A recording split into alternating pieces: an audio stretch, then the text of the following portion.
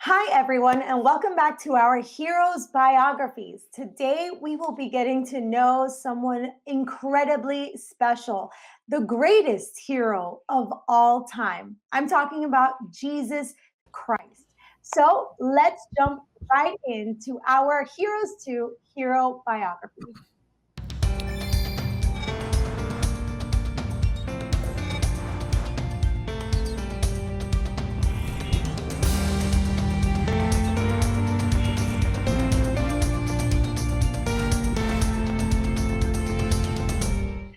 Joining me today for our conversation about Jesus Christ, the greatest hero of all time, I have Pastor Andres Peralta. Hello, Pastor Peralta. How are you today? Hello, Kenny. I'm so glad to be with you at this moment, and I'm so excited because this character of Jesus is the best of the best.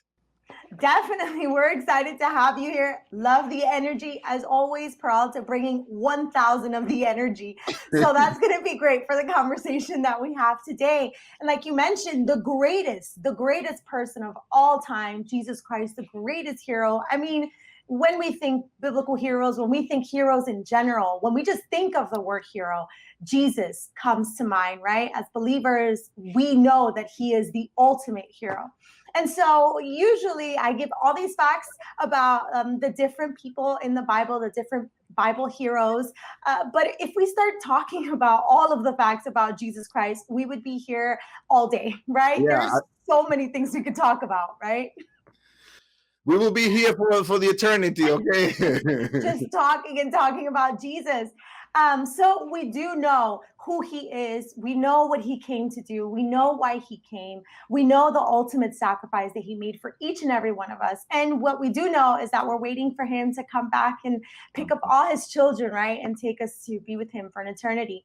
But we do have some questions because although we do know Jesus, it's always so interesting to hear insight from someone else who knows a little bit more about all our Bible heroes stories. So today I have a few questions for you, Pastor Peralta. Are you ready?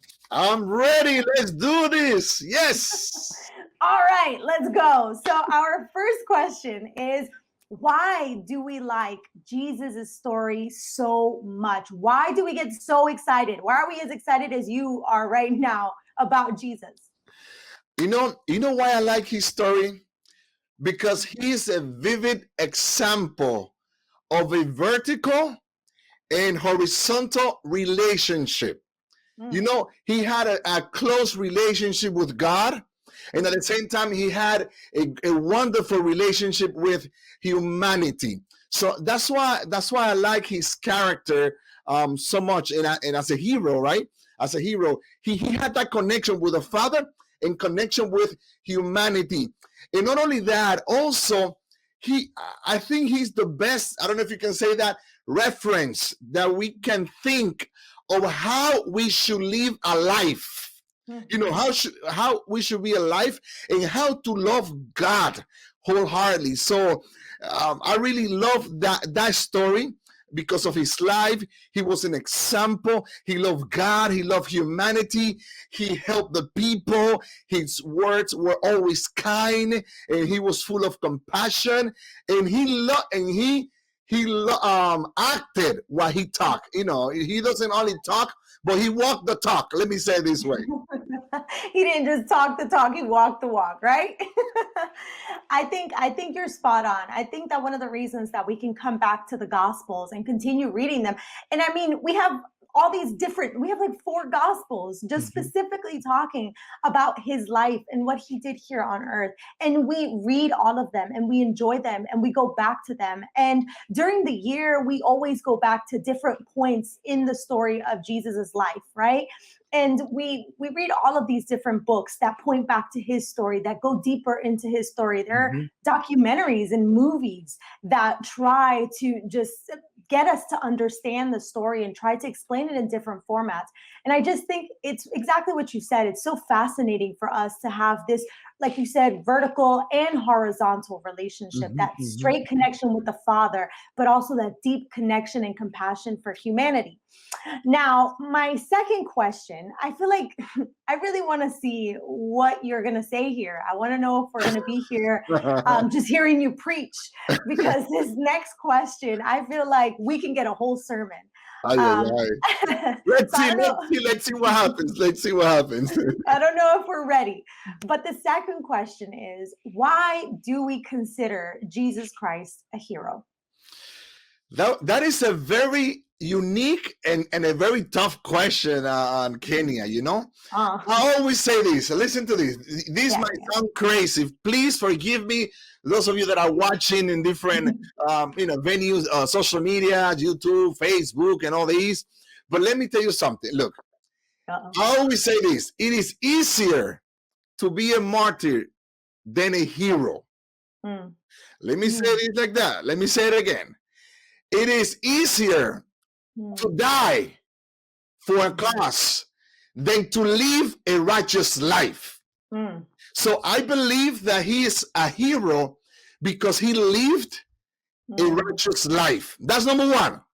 Number two, most superheroes have caused problems at one point, you know, due to a careless maybe mistake. However, Jesus has never made a mistake. That's why I consider him a superhero. Number three, almost all villains in superhero movies have some type of anger issues, you know, and sometimes superheroes, they have their own issues in their life. However, Jesus never displayed anger in a negative way.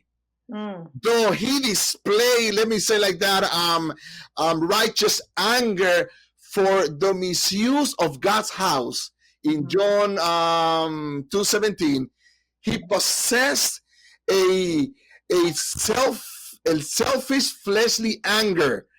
He didn't. He was selfless. So I believe that he also was a superhero because he inspired people that were connected with him was inspired. And I believe he was a superhero because heroes sometimes they save the good people, but Jesus was beyond. He saved all humanity, bad people and good people.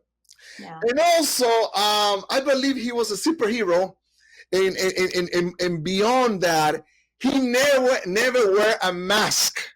You know, a superhero tends to have double identity, but he only had one. He was the Son of God, but he was my superhero. And let me see. I mean, we can say more things, but I know you want to say something. Say, Peralta, let me say something, please.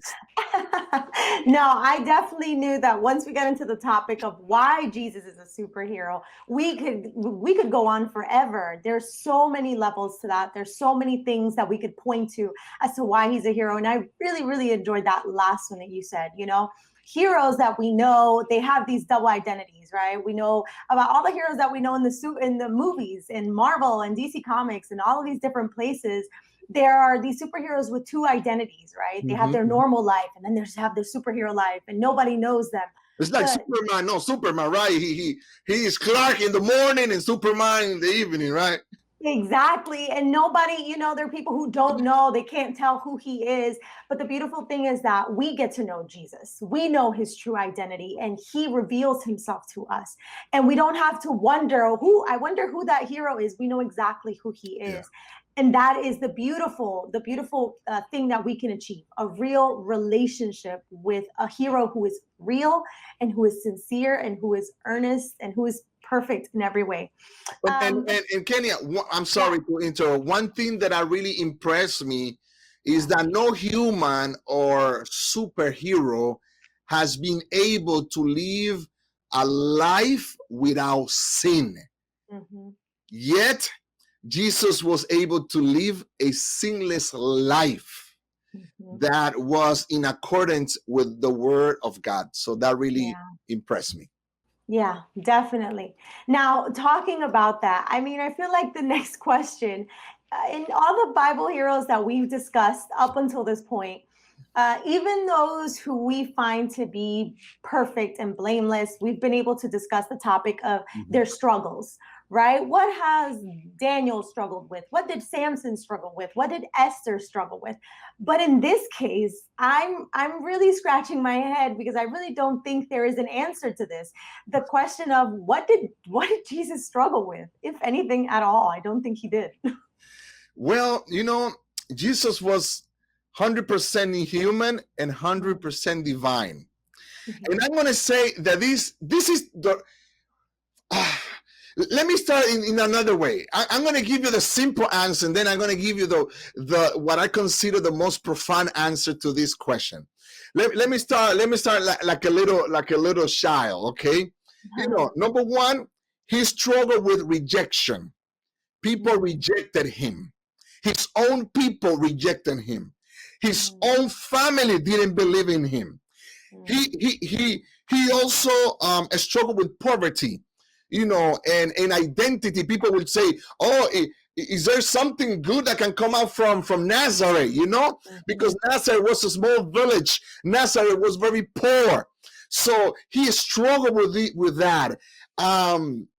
He also struggled with people trying to trick him or judge him. So he had many struggles. But you know what is the greatest struggle that he had that I consider at this moment? Mhm. Is that he was 100% human and 100% divine. Mhm. And he never used his divinity Mm. to supply his own needs or Mm. to help himself. Mm. For example, if I'm a fighter and I'm tempted to fight Mhm. because I know how to fight, Mm. it will be so easy for me to show that I can fight Yeah. because I have the capacity, I have the talent, I have the energy and the muscles and the strength and the speed. So Jesus had the power to do many things with his power to fulfill his need. Mm.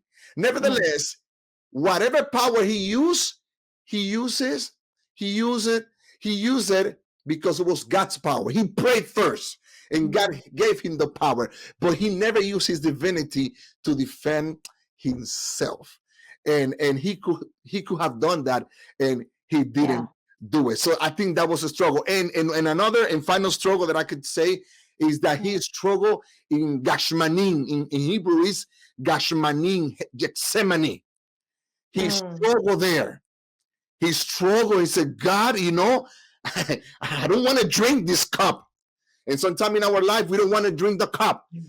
But he said, no my will but yours. And he Mm. took the cup of the curse of sin of the whole world. He drank it so he can save us. So he struggled there. And on the cross, he struggled. He was tempted to come down and defend himself. And he said, I could. And he even told Peter when he was in Gethsemane, I could have requested millions of angels to come and defend me, but I didn't do it. So he had his struggle.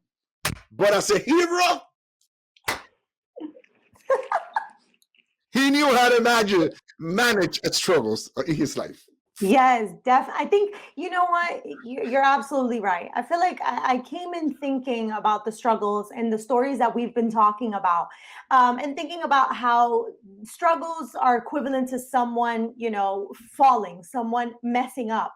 But then there are those struggles that we do have to encounter in our lives. And the beautiful thing is that you just mentioned so many struggles that us, right, as regular human beings, we Mhm. also encounter. So Jesus gives us the hope to know that yes, you will encounter struggles. There will Mhm. be difficult moments in your life, but that doesn't mean you can't obtain the victory through God. Amen. So that gives us so much hope, and I feel like that's what a hero does. A hero gives us hope, Mhm. right, for a better tomorrow, a better future. And the fact that we have that hope in Jesus Christ, and like you mentioned, like the restraint that Mhm. was needed to be able to succeed in every one of his temptations, in every one of his struggles, and every one of his difficulties, it came straight from the Father, the strength of the Amen. Father in him. So thank you for giving us that insight, that maybe we were looking at it as what was something he failed at, but no, it was his struggles and he was victorious. And that gives us the victory.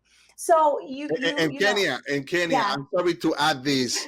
go for it. When he was tempted, Yeah, he struggled straight with the devil. yeah, And when he was sleeping, the devil rise a storm to sink him and the disciples' faith. But he mm-hmm. stood up and he struggled, and God gave him the victory. In Revelation, you find him struggling with the enemy, and Yeah, in the cross, he crushed death. He crushed the enemy. So yeah, Jesus has been struggling since he was born. When he was born, they trying to kill him. He yeah, had to run to Egypt.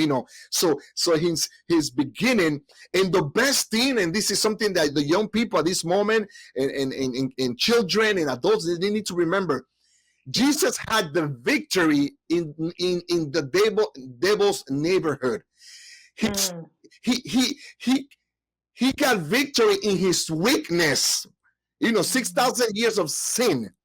So he didn't win the victory because he was God. mm, He won the victory in his weakness, being human. But mm-hmm. but he was connected with the Father, and you Yeah, and I can do the same thing. As this, we want to call ourselves heroes. Yes, we are, yeah, but we don't have to have superpower. We can be weak. We can have doubts. We can struggle with things. As long we stay connected with the Father, we can have victory.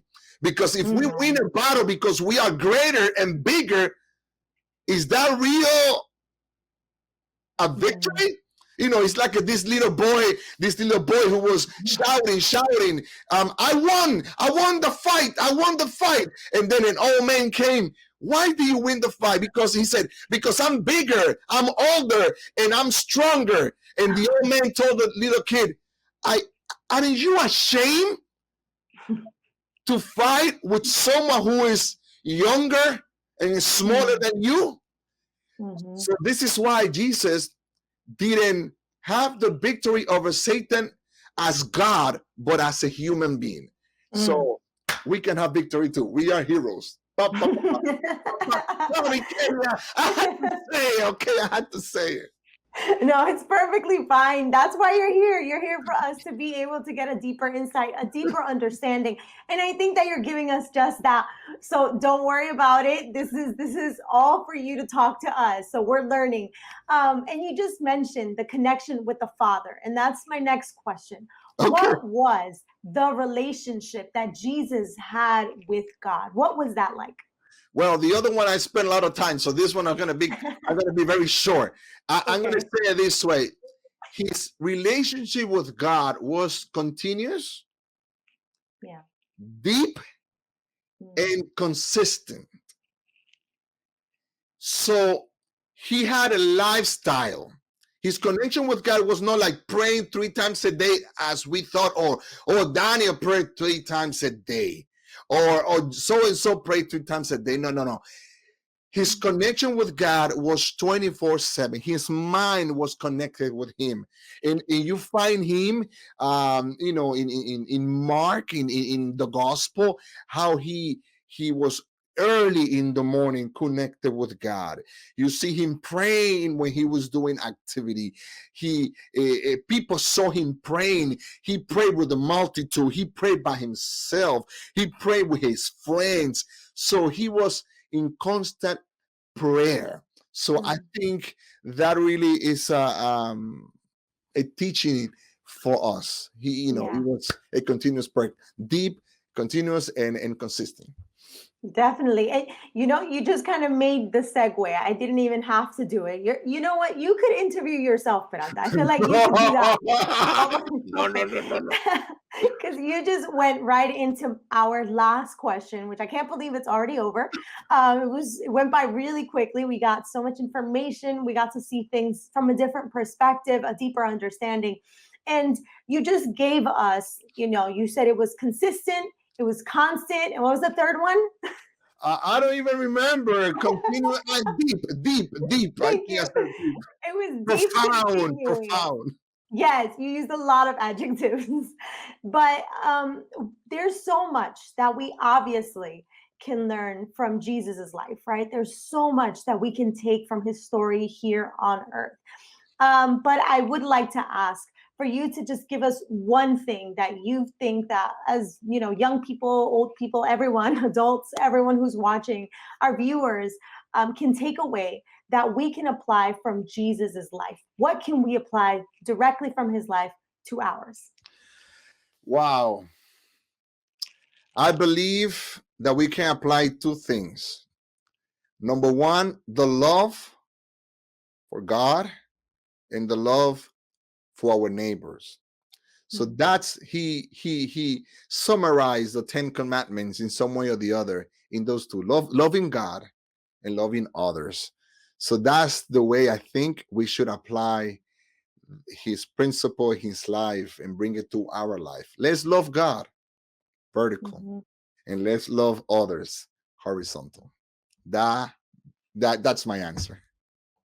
Beautiful answer. I think you perfectly encapsulated Jesus's life here on earth, how it was directly connected to the Father, but it was also deeply connected to every single Right person here, that he right here, right encountered. here, right here. The Yes. cross.